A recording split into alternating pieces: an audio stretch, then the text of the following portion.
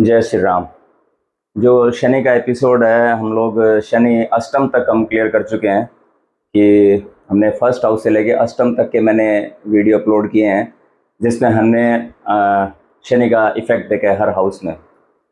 Before that start करने से पहले मैं आपको बोलता हूं कि किसी भी हाउस में प्लेनेट का कोई भी सिग्निफिकेंस देखने के लिए हमें कुछ फिल्टर या कुछ चीज़ें हैं उनका ध्यान में रखना बहुत ज़रूरी है। तभी हम उस हाउस के पर्टिकुलर प्लेनेट के सिग्निफिकेंस को हम बेटर तरीके से हम अंडरस्टैंड कर सकते हैं। जैसे मैं हर वीडियो में बताता हूँ, तो मैं 2 मिनट लूँगा, आपको मैं मोटा मोटा बता देता हूँ कि उससे पहले हमें क्या क्या चीज़ें जो एक किसी भी हाउस में कोई प्लेनेट है तो उसकी स्टडी करने के लिए क्या क्या रिजल्ट प्लेनेट है जो हमें उस हाउस में बैठ के दे सकता है, उसको डिसाइड करने के लिए आपको प्लेनेट को देखना है। प्लेनेट तो हम देख ही रहे हैं कि हर प्लेनेट में उस हाउस में प्लेनेट हो, लेकिन साथ साथ में हमें उसके लॉर्ड को भी देखना होता है कि जिस भाव का स्वामी, अब लाइक जैसे हमने अष्टम तक अभी पढ़ लिया है कि अष्टम तक के मैंने वीडियोज हैं। अब सपोज आज हम नवम कोशिश करेंगे कि 9, 10th जितना हो सकता है। तो अगर 9th हाउस में सैटर्न हो तो उसमें आपको देखने से पहले आपको ये भी डिसाइड करना है कि जैसे नवम का 9th लॉर्ड है, इसका स्वामी जो नवम का स्वामी है वो आपके कहाँ पे बैठा है। तो ये भी चीज़ें कुछ डिसाइड करता है कि कुछ चीज़ों में चेंजेस या जो हम प्रिडिक्ट करेंगे एक प्लेनेट के किसी हाउस में बैठने के रिजल्ट को, तो जैसे नवमेंस का भी बहुत बड़ा इंपॉर्टेंस आ जाता है इस हाउस के रिजल्ट को चेंज करने के लिए। फिर सेकंड होता है कि एस्पेक्ट आ रहा है, मान लो जुपिटर का है, वीनस का या मरकरी का या किसी मून का, किसी अच्छे प्लेनेट का इस पे आ गया है। फिर आता है कि ये मित्र राशि में, शत्रु राशि में है ना। हर प्लेनेट की कुछ राशियां जो उसकी फेवरेबल है, कुछ राशियां में वो कंफर्टेबल फील करता है, कुछ राशियां ऐसी होती है जिनमें वो कंफर्टेबल फील नहीं करता। ये एक अलग टॉपिक है हमारा, हम बेसिक में हम इसको आगे कवर कर सकते हैं।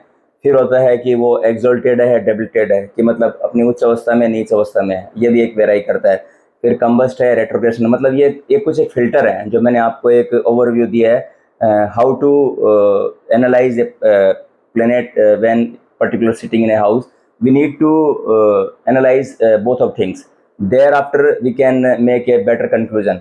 तो अभी हम सिंपली एक काल पुरुष का चार्ट मैंने बनाया है जो मेष राशि से स्टार्ट होता है। काल पुरुष का चार्ट, 9वें घर में आपका जुपिटर का राशि आता है और यहाँ का कारक जुपिटर होता है 9th हाउस में काल पुरुष की कुंडली में।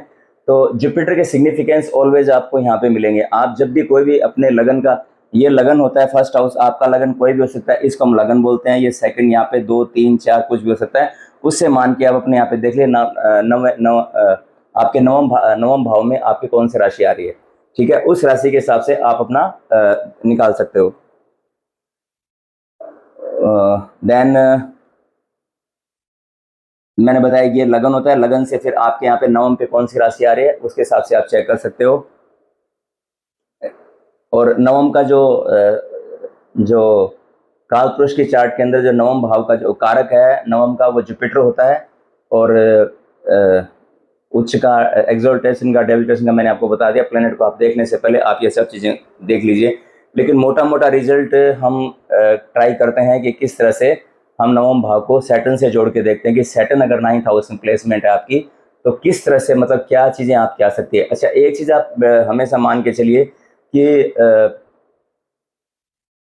ज्योतिष में जैसे कोई भी प्लेनेट कहीं भी बैठ के, मतलब पूरे होल ओवर लाइफ की अपनी गारंटी नहीं लेता, कि मतलब कि एक उसका एक एक्टिवेशन का एक पीरियड होता है कि आपकी दशा चल रही है या अंतरदशा में है, प्रत्यंत्र में है, या ट्रांजिट 9th हाउस पे सैटर्न का हो रहा है, या कोई ट्राइन आ रहा है। तो इस तरह से 9th हाउस के एक्टिवेशन पे ही आप ये मान के चलिए कि भाई जब आपका 9th हाउस एक्टिव हो तभी आप उसको हम उसको कैलकुलेट कर सकते हैं, या उसकी जो क्या क्या हमें वो मिलने वाला है। क्योंकि नवम भाग बहुत इंपॉर्टेंट भाग्य, मतलब भाग्य का भाव है, पुण्य कर्म का भाव है, तो बहुत इंपॉर्टेंट हाउस हो जाता है। यहीं से ही मतलब पूरे कंट्री को एक स्ट्रेंथ मिलती है, पावर मिलती है, क्योंकि फॉर्च्यून का हाउस है, ये अपने भाग्य का हाउस है। तो यहाँ से मतलब हम ये तय कर सकते हैं कि भाग्य में हमारे को मतलब क्या क्या चीज़ है जो, मतलब हम पूर्व पास्ट लाइफ में जो हम कर्मा, हमारा जो चार्ट होता है बेसिकली वो पास्ट में हम जो कर्मा वो करके आए हैं, उसके आधार पे हमें ये चार्ट मिलता है जो हमें इस लाइफ में, अब इस लाइफ के अंदर हम अपने कर्म के थ्रू कुछ चेंजेस या कुछ परिवर्तन हम ला सकते हैं। तो ऐसा कोई वो डिसाइड नहीं है कि भाई ये चीज़ है तो ये श्योरिटी होगी। तो ये सब मैं आपको बता देता हूँ। तो वो जब भी एक्टिवेशन है, जब 9th हाउस का एक्टिवेशन हो तभी हम अब उसके कुछ हम मान सकते हैं कि भाई कुछ हमें पॉजिटिव या नेगेटिव क्या क्या इफेक्ट आएंगे वो। लेकिन ऐसा है कि चूंकि हम शनि पढ़ रहे हैं, तो शनि जैसे एक्टिवेशन 9th हाउस का आप कोई भी ट्राइन के थ्रू किसी भी, जो मैं ट्राइन वर्ड यूज कर रहा हूँ मैं आपको सिंपली समझा देता हूँ ट्राइन होता क्या है। जैसे एक तो 159, एक तो पहला ट्राइन तो ये हो गया 159 का, ठीक है। फिर ये 2 6 10, ये 2 6 10 का ये दूसरा ट्राइन हो गया। और ये 3 7 11, ये 3 7 10, ये हो गया आपका तीसरा। और एक हो गया आपका 4 8 12। तो ये बेसिकली 3 ट्राइन है, 2 6 10, सॉरी एक मैं गलत बोल गया, 3 7 11 और पहला 159 2 6 10 और देन 3 7 11, ये तीसरा ट्राइन है वायु एयर, और 4 8 12 का ये मोक्ष है। तो ये आपको ध्यान में रखना है। मतलब एक जो भृगुनंदी नाड़ी है, बीएनएन एस्ट्रोलॉजी जब हम पढ़ते हैं तो उसमें जो ऋषि हैं वो ये कहते हैं कि जो जो ट्राइन में जो प्लेनेट आपका आ रहा है, हालांकि इस पर एक पूरा मैं वीडियो आपको समझा दूंगा, मतलब नेक्स्ट वीडियो मेरा होएगा तो मैं उस पर आपको अच्छे से बता दूंगा कि किस तरह से जो ट्राइन में भी अगर प्लेनेट हैं तो वो भी कंजंक्शन में माने जाते हैं। मतलब एक ट्राइन के अंदर, एक ट्राइन में अगर कोई प्लेनेट आ रहा है तो वो भी कंजक्ट माना जाता है। तो हम ये मान सकते हैं कि किसी भी तरीके से, मतलब लाइफ के कोई से फेज में पर्टिकुलर ऐसा दौर आता है कि भी 9th हाउस हमारा एक्टिव होता ही होता है। 9th लॉर्ड है या 9th हाउस है या किसी भी ट्राइन में, तो किसी भी वे में 9th हाउस का एक्टिवेशन होता ही है। तो हम लेटेस्ट अब हम स्टडी करते हैं 9th हाउस में सैटर्न को। अब देखिए 9th हाउस किन किन चीजों को रिप्रेजेंट करता है। सैटर्न के मैंने यहाँ पे कारक आपको लिख रखे हैं। सैटर्न रिप्रेजेंट करता है हमारे, सबसे बेसिकली जो सैटर्न का जो सबसे बेसिकली जो रोल है वो है हमारे कर्मा, कि इस हम कर्म को रिप्रेजेंट करता है सैटर्न। और दूसरा हार्ड वर्कर, फिर तीसरा रेस्पॉन्सिबिलिटी है, चौथा पेशेंस, फिर डिजीज का भी कारक शनि है, डिले देता है, प्रोक्रेस्टिनेशन है। और एक ट्रेडिशनल माइंडसेट होता है व्यक्ति का। शनि जहाँ पे बैठते हैं व्यक्ति, मतलब एक अप्रोच रखता है, मतलब एक हिस्टोरिक, जो पुरानी जो ख्यालात हैं, पुराने ख्यालात कह सकते हैं। और एंजाइटी, स्ट्रेस और ह्यूमिलिएशन और एक परफेक्शन। अब 9th हाउस, ये सब चीजें हैं सैटर्न के लिए। सैटर्न की 2 राशि है, मकर राशि और कुंभ राशि, ठीक है। कैप्रिकॉर्न और एक्वेरियस, ये 2 राशि हैं। कालपुरुष कुंडली में 10th हाउस और 11th हाउस को गौन करता है। मतलब आप कर्म क्या करते हैं, कर्म क्या करेंगे, उससे आपको गेन क्या होगा ना। 11th हाउस आपके गेन को दिखाता है, 10th हाउस आपके कर्म को दिखाता है और 11th हाउस की गेन को दिखाता है। तो कालपुरुष की कुंडली में सैटर्न की जिम्मेदारी हमारे कर्म की है, क्योंकि वो 10th हाउस में आपके यहाँ पे जो मंगल देवता हैं वो उच्च के होते हैं, मंगल एक्सल्टेड होते हैं 10th हाउस में। क्योंकि कर्म में हमें फोर्स चाहिए, हमें एनर्जी चाहिए, हमें साहस चाहिए, हमें करेज चाहिए, हमें कॉन्फिडेंस चाहिए, हमें सब कुछ हमें कर्म के अंदर झोंकना होता है। तभी यहाँ पे मंगल को उच्च माना गया, क्योंकि मंगल कारक है एनर्जी का, करेज का, कॉन्फिडेंस का, विल पावर का, इन सब का कारक मंगल देवता है। तभी यहाँ पे उच्च के मंगल का दिए गए, मंगल को उच्च राशि दिया गया। कर्क राशि में नीच के होते हैं 4th हाउस में, जहाँ पे मैं नीच है, जो कि हमारा घर का स्थान है, और 10th हाउस हमारे कर्म का स्थान है। Let us begin with the 9th house. 9th house किन किन को रिप्रेजेंट करता है। सबसे पहले मैंने आपको इंपॉर्टेंट बताया, जिसपे आपको मोस्ट अंडरलाइन करना है, फॉर्च्यून को रिप्रेजेंट करता है 9th हाउस। सेकंड, आपके टीचर और आपके गुरु, वो भी 9th हाउस से देखे जाते हैं। जो हायर एजुकेशन आप करोगे, है ना, जितनी भी स्टडी, मतलब जो हायर लाइक पीएचडी, एमफिल या कोई बहुत मतलब अच्छी डिग्री अगर आप करते हो, वो सब 9th हाउस से आती है। हायर नॉलेज आप जो भी करते हो, मतलब स्पिरिचुअल जर्नी में आप बहुत आगे तक निकल जाते हो, तो कहीं ना कहीं 9th हाउस का रोल बहुत बड़ा प्ले करता है। हालांकि 12th हाउस का भी, 8th और 12th का भी होता है, लेकिन 9th हाउस भी रोल प्ले करता है। मतलब higher knowledge, higher knowledge in the sense, देखिए नॉलेज में एक तो होता है एजुकेशन, एक होता है कि जो जितने भी आपके संत बनते हैं या जो महात्मा बनते हैं, जो पुजारी पुण्य जो भी बनते हैं, सब के सब 9th हाउस आता है। भाई जरूरी नहीं है कि एक व्यक्ति कोई पढ़ा लिखा ही है वो भी है, एक बहुत बड़ा संत है जो जिसने स्कूल में या कॉलेज में या यूनिवर्सिटी में कोई पढ़ाई नहीं किया, लेकिन हम उससे इतने इन्फ्लुएंस हो जाते हैं, इतने इंस्पिरेशन हो जाते हैं। सारा का सारा पूरा रोल 9th हाउस बहुत प्रोमिनेंट तरीके से रोल प्ले करता है। आप किसी का भी चार्ट देखोगे, जितने बड़े बड़े हैं, चाहे सदगुरु हैं, चाहे ओशो हैं, जो भी जितने भी प्रोमिनेंट नाम है, 9th हाउस का बहुत बड़ा मेजर रोल आपको दिखेगा चार्ट के अंदर। लॉन्ग जर्नी जो आप करते हो, मतलब जितने भी शॉर्ट ट्रेवल्स हम थर्ड हाउस से देखते हैं, नाइन्थ हाउस से लॉन्ग जर्नी मतलब लंबी यात्रा जो करते हो वो नाइन्थ हाउस है। उसके बाद आपका फॉर्च्यून हो गया, पब्लिसिटी हो गया, और आपके ग्रैंड चिल्ड्रन वो भी नाइन्थ हाउस आते हैं। फाइव हाउस आपके बच्चों का है, और फिफ्थ से फिफ्थ पड़ता है। ये भावात भावम का सिद्धांत है। पंचम से पंचम है, एक दो तीन चार पाँच, तो आपके बच्चे के बच्चे मतलब है ना। तो ग्रैंड चिल्ड्रन जो होते हैं वो भी नाइन्थ हाउस से आते हैं। आपके पूजा वर्शिप, जो पूजा पाठ करते हो, मंदिर चर्च जितने भी तरह के आपके ट्रस्ट, ये जो भी है सारे, जो आपका धर्म है, आपकी प्रेयर है, और स्पिरिचुअल इनिशिएशन आप कोई भी स्टार्ट करते हो, कोई जर्नी, तो वो नाइन्थ हाउस से आती है। आपका स्पिरिचुअल इंक्लिनेशन कितना होएगा, कितना आप धार्मिक रहोगे, या कितने, जैसे कि फॉर सपोज अगर नाइन्थ हाउस में राहु होता है तो व्यक्ति थोड़ा सा, मतलब जो हमारा जो धर्म है, हमारा जो हिंदू या सनातन धर्म जो है, उसके जब नाइन्थ हाउस में जब राहु बैठते हैं तो कहीं ना कहीं, एक मैं आपको एग्जांपल दे रहा हूँ कि कैसे मतलब आदमी व्यक्ति अपने धर्म को चेंज करने की या धर्म से कुछ अलग हटके सोचने के काम कर सकता है जब राहु नाइन्थ, क्योंकि राहु इस तरह का प्लेनेट है। जितने भी चैरिटेबल आपके ट्रस्ट हैं वो सब नाइन्थ हाउस में है। तो ये बहुत ही ऑस्पिशियस हाउस है नाइन्थ हाउस। अब जब यहाँ सैटर्न बैठते हैं तो देखिए, व्यक्ति का सैटर्न जब नाइन्थ हाउस में बैठते हैं तो व्यक्ति मतलब ऐसा होएगा कि वो मतलब सीधा आप कहते हैं ना कि जो वो खुद से सर्च करने वाला होगा, मतलब एक इनिशिएटिव लेगा, अपने आप से सीधा बिलीव नहीं करेगा। अगर कनेक्ट करेगा तो काफ़ी मतलब देरी से करेगा। अगर धार्मिक व्यक्ति बनेगा तो बहुत काफ़ी मतलब उसको टाइम लगेगा हर चीज़ को सोचने में। सोचने के बाद में टाइम लेके उसके बाद वो फिर अपने आप से वो सर्च करेगा और सीधा डायरेक्ट गॉड से कनेक्ट होएगा। उसकी जो प्रेयर होएगी वो सीधी डायरेक्ट से कनेक्ट होएगी। वो नॉर्मली साधु संत या इनकी मतलब नॉर्मली देखा गया है कि वो इनकी नहीं सुन के एक अपना खोज, अपनी इन्वेस्टिगेट वो खुद करेगा। एक ट्रेडिशनल माइंड सेट से वो अपने आप को मतलब नाइन्थ हाउस की चीज़ों को डिस्कवर करने के लिए उसकी खोज में जाएगा। फिर देखिए नाइन्थ हाउस में चूंकि सैटर्न है, तो सैटर्न ये व्यक्ति मतलब कह सकते हैं कि जितनी भी आपके ट्रस्ट या चैरिटेबल ट्रस्ट हैं या जितने भी आपके इंस्टीट्यूशन हैं, उसमें एक अपना एक रिस्पॉन्सिबल वे, रिस्पॉन्सिबिलिटी निभा के, और उनके कार्य में ये व्यक्ति मतलब कर्म करता रहेगा, उनके साथ जुड़ा रहेगा, उनके साथ कार्य करता रहेगा। मतलब इस व्यक्ति को, ऐसा व्यक्ति, ऐसा धार्मिक व्यक्ति, मतलब ऐसा धार्मिक नेचर उसका आ जाएगा।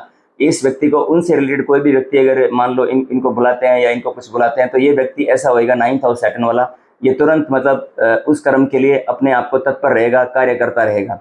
मतलब यहाँ से फादर के जो संबंध है, फादर के संबंध में इस व्यक्ति की राय आपस में क्लैश कर सकती है, क्योंकि सैटर्न जो है, सैटर्न जहाँ बैठते हैं वहाँ जो रिलेशन है, जो हमारे जैसे जो घर के रिलेशन, जितने भी हाउसेज में जो एक रिलेशन बताया गया है, तो उनसे एक थोड़ा सा एक डिस्टेंस आ सकता है। और ये व्यक्ति अगर फादर से थोड़ा सा दूर रह के अगर कार्य करे तो अंडरस्टैंडिंग बहुत अच्छी जमती है, क्योंकि नाइन्थ हाउस में सैटर्न कुछ हद तक मतलब फादर से अपने विचारों में कुछ हद तक का मतलब मतभेद या इस तरह का पैदा कर देते हैं।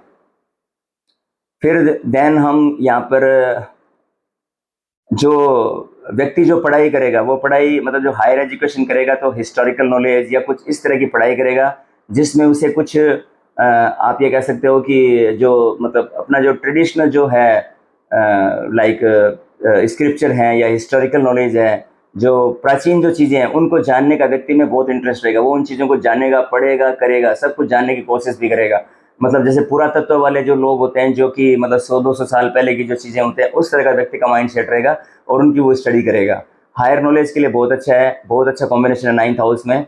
और सैटर्न यहाँ पे बैठ के आपके भाग्य को मतलब थोड़ा सा डिले जरूर करते हैं, लेकिन फॉर्च्यून आपके फेवर में सैटर्न यहाँ पे सैटर्न जिस घर में बैठते हैं उस घर के रिजल्ट आपको थोड़े से डिले से मिलते हैं, लेकिन आपको बहुत अच्छे तरीके से जब एक्टिवेशन सैटर्न का होता है तो वो रिजल्ट बहुत अच्छे तरीके से आपको मल्टीप्लाई करके आपके फॉर्च्यून में वृद्धि करते हैं।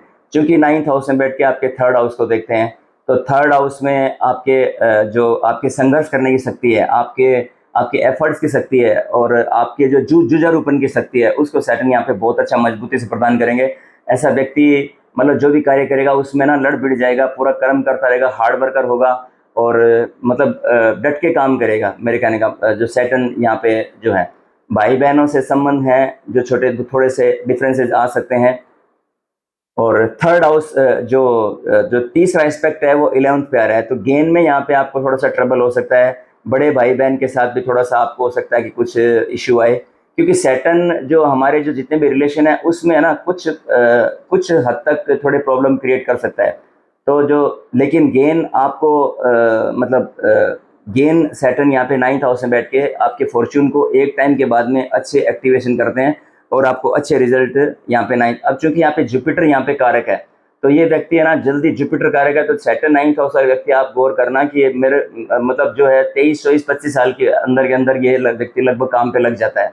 मतलब एक होता है ना कि 28, 29, 30 है, लेकिन ये व्यक्ति थोड़ा सा जल्दी से काम पे, क्योंकि यहाँ पे जुपिटर का हाउस है उसमें सैटर्न आ रहा है, तो जुपिटर का एक्टिविटी है, तो व्यक्ति मतलब धर्म की सुनेगा, धर्म का गुरु का आदर भी करेगा, लेकिन वो अपने आप से कुछ करके, मतलब सैटर्न इनिशिएटिव, मतलब सैटर्न कुछ अपने आप से इन्वेस्टिगेट करके उसके बाद वो चीज़ को मानेगा।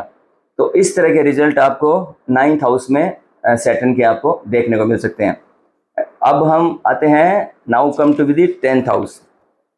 अब देखिए सैटर्न के हमने कारक लिख रखे हैं, और 10th हाउस मैं बता देता हूँ किन किन चीज़ों को रिप्रेजेंट करता है। 10th हाउस सबसे पहले आपके कर्म, आपके कैरियर को, और देन आपका जो वर्क है, मतलब बिजनेस है, सर्विस है, आप किस हम क्योंकि 10th हाउस की स्टडी हम इसलिए करते हैं कि प्रोफेशन, कोई व्यक्ति प्रोफेशन में अगर जाना चाहता है तो प्रोफेशन देखने के लिए हम 10th हाउस की स्टडी करते हैं। बाकी ये लगन चार्ट है, हमें D9 से भी देखना होता है, नवांश भी हम चेक करते हैं, तब जाके हम श्योर होते हैं कि व्यक्ति का मतलब प्रोफेशन क्या है, सर्विस ओरिएंटेड है, गवर्नमेंट है, या खुद का बिजनेस है, किस तरह का उसको मतलब रहेगा। तो जब हम 10th हाउस में, तो ये पर्सन के वर्क को, अपने हमारे कर्म को रिप्रेजेंट करता है। उसके बाद आप बिजनेस को, आपकी सक्सेस हो गई, आपका नेम, फेम, रिकॉग्नाइज, डिग्निटी, ये सारा जो ये सब 10th हाउस है। आपकी पोजीशन, मतलब आप किस लेवल तक आप जा सकते हो, कितनी हाइट आप टच कर सकते हो, कहाँ तक आप पहुँच सकते हो, तो ये सब 10th हाउस के आता है। आपका कितना नाम होएगा, मतलब सोशल इमेज आपकी कैसी जाएगी, आप कितना ऑनर, कितनी रिकॉग्निशन, कितना फेम, आप कितना कमाओगे, ये सब 10th हाउस के दायरे में आता है। सबसे मेन होता है प्रोफेशन, कि जो 10th हाउस है प्रोफेशन को है, आप ऑक्यूपेशन में, मतलब आप बिजनेस है आपका, या फिर आपकी सर्विस रहेगी, ये भी 10th हाउस दिखाता है। अगर हम जैसे मान लो पूरा वर्ल्डली अगर हम इसको डिस्क्राइब करना चाहें, तो वर्ल्ड के हिसाब से अगर यहाँ तो किसी व्यक्ति का ना पावर या प्रेस्टीज, मतलब जैसे कोई पॉलिटिकल, जैसे जो पॉलिटिकल में जाना चाहते हैं या कोई बहुत हाई रैंक जाता है, उनके लिए उनको 10th हाउस का सपोर्ट बहुत जरूरी होता है, क्योंकि ये व्यक्ति को जो एक अथॉरिटी या पावर, एम्बिशन कह सकते हैं, अथॉरिटी कह सकते हैं, और वर्ल्ड के अंदर मतलब वर्ल्डली वो कितना फेमस हो जाएगा, तो ये सारा 10th हाउस होता है। तभी बताते हैं ना कि 10th हाउस में राहु होता है, तो मतलब बहुत नेम फेम या रिकॉग्नाइज है, तो वो वही बात हो गई कि भाई जो 10th हाउस में अगर कोई मतलब अच्छा मेलेफिक प्लैनेट हो, क्योंकि तो व्यक्ति को मतलब नेम फेम और वो है कि एक हायर अप्रोच देता है, हायर डिजायर देता है, एक अच्छी पोजीशन तक व्यक्ति पहुंच सकता है 10th हाउस अगर आपका स्ट्रांग है तो अब सैटर्न देखिए, यहाँ पर जब सैटर्न बैठते हैं तो व्यक्ति बहुत ज़्यादा मतलब क्या कहते हैं, हार्ड वर्किंग बहुत होएगा, और कर्म को ही अपना सब कुछ, यहाँ पर बैठ के वो कर्म को ही सब कुछ मान के बैठेगा। 4th हाउस से उसका ध्यान हटेगा, तो वो व्यक्ति मतलब आपका ऑफिस में भी काम, घर पे भी काम, उसको काम ही काम चाहिए, उसको काम पे लगा दो, स्ट्रेस, एंग्जाइटी और ये सब उससे दूर है। अगर ये छूटेगी तो उसको स्ट्रेस, एंग्जाइटी और ये डिप्रेशन, इस तरह का प्रॉब्लम फेस करना पड़ सकता है। अगर वो रेस्पॉन्सिबिलिटी, यहाँ वो व्यक्ति बहुत रेस्पॉन्सिबिलिटी बहुत उठा लेगा, मतलब कि अगर इस व्यक्ति को 10th हाउस सैटर्न वाले व्यक्ति को अगर मान लो कि ये चला के बोल देगा कि भाई मेरे को ये काम मेरे को दे दो, मैं ये कर लूँगा, मैं वो कर लूँगा, उससे क्या होगा कि एक ओवर थिंकिंग का प्रॉब्लम स्टार्ट हो जाएगा, क्योंकि ये वर्क ओरिएंटेड पर्सन हो गया यहाँ पे। तो इनको चाहिए कि ये थोड़ा सा जहाँ पे रिलैक्स होना है वहाँ पे रिलैक्स होए, और जहाँ पे अधिकतर काम की डिमांड है, काम करना अच्छी बात है, लेकिन एक बैलेंस भी रहना कि 4th हाउस को भी हमें देखना है कि 4th हाउस हमारा सुख का स्थान है, तो हमें उसको भी मेंटेन करके रखना है। हर हाउस देखिए अपोजिट के अंदर है ना, हर हाउस एक बैलेंसिंग मांग रहा है आपसे, कि अगर आप 10th हाउस अगर आप करोगे तो आपका 4th हाउस इफेक्ट होएगा। तो अपोजिट के हर हाउस में एक बैलेंसिंग का एक सप्तम, तभी 7वीं राशि तुला राशि है। सप्तम 7वीं तुला राशि होने का मतलब ये कि बैलेंस मांगता है, हर उसके अपोजिट हाउस उसका बैलेंस करने के लिए। आप इस चीज़ को समझिए। तभी यहाँ पे मंगल नीच के होते हैं कि यहाँ पे तो आपको इसको बैलेंस में रखना जरूरी है, तभी आपका स्मूथली आप काम भी अच्छे से कर पाओगे और काम में भी आपको बहुत सफलता मिलेगी, काम में आप बहुत हाई रैंकिंग तक जाते हो। सेटन यहाँ पे बहुत अच्छे सक्सेस है, थोड़ा सा डिले करते हैं, लेट करते हैं, लेकिन सक्सेस का गारंटी है कि सक्सेस, नेम, फेम, रिकॉग्नाइज, आपकी समाज में इमेज, और ये सब सेटन 10th हाउस वाले व्यक्ति को देखने को मिलती है। अब आज हम थोड़ा स्पीड कर रहे हैं कि कोशिश कर रहे हैं कि ये हो जाए, तो थोड़ा सा इसीलिए मैं थोड़ा सा आपको बता रहा हूँ। Now we come to the 11th house. अब देखिए 11th हाउस किन किन की चीज़ें रिप्रेजेंट करता है। 11th हाउस आपके विश फुलफिलमेंट का है, आपके गेन का है, प्रॉफिट का है। हम एक हॉरोस्कोप में चेक करने के लिए सेकंड और 11th हाउस को, सेकंड हाउस आपका एक्यूमुलेशन ऑफ वेल्थ है और 11th हाउस के गेन का है, प्रॉफिट का है, विश फुलफिलमेंट का है, आपके डिजायर का है, आपके फ्रेंड्स का है, आपके बड़े भाई बहन का है। इनकम मतलब किसी भी प्रकार की, मतलब इनकम आप ऑल सॉर्ट, मतलब किसी भी तरीके से आप इनकम मतलब कितनी जनरेट कर पाओगे, मतलब आपका मंथली रेशियो इनकम का कैसा रह रहा है, वो हम 11th हाउस से चेक करते हैं कि आपकी मंथली इनकम डिस्टर्ब कर रही है या प्रॉब्लम आ रही है, या तो वो 11th हाउस है। तो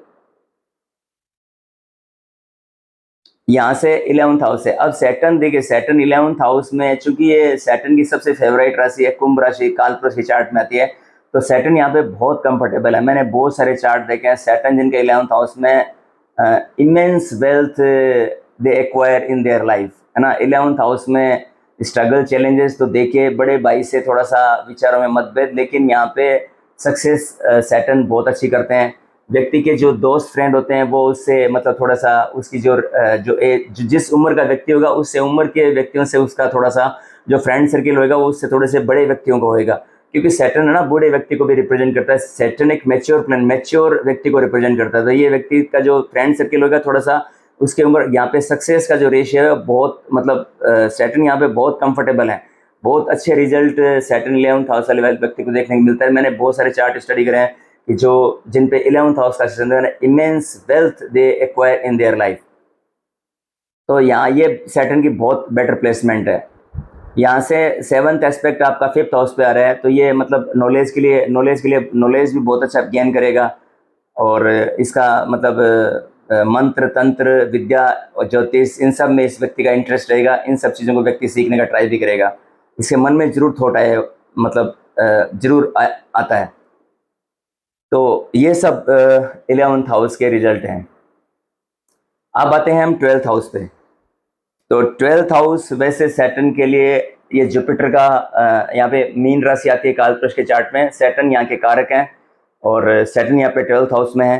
तो देखिए सैटर्न जब 12th हाउस में, तो 12th हाउस रिप्रेजेंट करता है आपके लॉसेस को, आपके एक्सपेंडिचर को, आपका एक्सपेंसेस, लॉस, पॉवर्टी और मिजरी जितनी भी होती हैं, फोबिया जितने भी डर हैं, और आप बाहर सेटल होंगे, अब्रोड होंगे, या तो फॉरेन को भी ये सेट करता है। आपकी लेफ्ट आई और लेग को भी रिप्रेजेंट करता है। इस व्यक्ति के जो सैटर्न जो 12th हाउस में पाँव में दर्द रहेगा, लेफ्ट आई में हो सकता है कि कुछ प्रॉब्लम हो, आइज की प्रॉब्लम सैटर्न यहाँ पे 12th हाउस में देते हैं। व्यक्ति को थोड़ा फोबिया रह सकता है सैटर्न में, मतलब उसको थोड़ा सा, मतलब बचपन में देखा गया है कि उसको किसी तरह का कोई हाइट से या किसी पानी से किसी तरह का मतलब फोबिया व्यक्ति के अंदर यहाँ पे आ जाता है। स्लीप डिसऑर्डर भी सैटर्न यहाँ पे थोड़ा सा व्यक्ति को परेशान कर सकता है। और उसके अलावा यहाँ पे सैटर्न का जो प्लेसमेंट है, मतलब कि यहाँ पे डिले हो सकता है, मतलब वही है कि अगर आप फॉरेन सेटल होना चाहते हो तो मतलब थोड़ा डिले हो सकता है, लेकिन फॉरेन सेटलमेंट का यहाँ पे कॉम्बिनेशन बनता है। 12th हाउस वाला सैटर्न आपको बाहर मतलब आप एक तरीके से सोच के आप बाहर भी सेटल हो सकते हो 12th हाउस में जब सैटर्न रहता है। और सेकंड यहाँ पे मतलब किसी चीज़ का अगर आप मतलब सैटर्न की जो टेरिटरी है, अगर आप उसको फॉलो नहीं करते हो, डिसिप्लिन को, रिस्पॉन्सिबिलिटी को, अपने कर्म को, या ये इन सब चीज़ों का, तो फिर यहाँ पे सैटर्न थोड़ा सा मतलब जो 12th हाउस के हैं कि वो व्यक्ति को थोड़ा सा देखने को मिल सकता है कि कुछ अननेसेसरी चीज़ों में व्यक्ति फंस सकता है।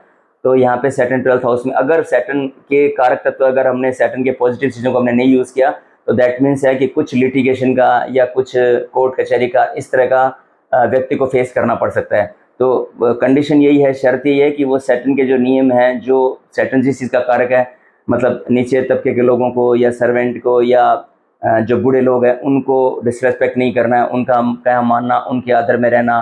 तो अगर व्यक्ति उन सब चीज़ों को करता है तो सैटर्न फिर पॉजिटिव रिजल्ट यहाँ पे देखने को मिलते हैं। तो ये हमारा आज सैटर्न कंप्लीट हो गया है। मैंने आज जल्दी जल्दी 9th 10th 11th 12 कर लिया। उससे पहले मैंने 8th हाउस 7 6 5 ये सब पे मैंने बनाया है। तो होपफुली आप लोगों ने बहुत पसंद भी किया है, and I will be thankful for all of you that you like my video, and that gives me boost to make some more knowledgeable video for you, that I bring for you some new concept and new video. And once again I will be very thankful for all of you, and please don't forget to subscribe my channel. आप channel को subscribe कीजिए। मैं इसी तरह से आपके लिए रोज़ाना कुछ ना कुछ सर्च नया, मतलब एक सीखने के हिसाब से। देखिए मैं भी ज्योतिष में हर बंदा सीख ही रहा है, कोई बंदा अपने आप में निपुण नहीं है, कोई अपने आप में कंप्लीट नहीं है। तो मैं भी इसी दौर में हूँ, और मैं नया नहीं बता रहा हूँ, जो मैंने सीखा है मैं वो आपसे शेयर कर रहा हूँ। तो मिलते हैं अब नए वीडियो के साथ में। आप क्या और पसंद करते हो, या आपकी कोई चॉइस है तो आप मुझे बता सकते हो। आप कमेंट सेक्शन में जाके आप बता सकते हो कि आप और क्या, मतलब आपको क्या पसंद है क्या नहीं है। तो अगर आप देते हो तो मेरे लिए अच्छा रहेगा। Thank you so much. Thank you so much.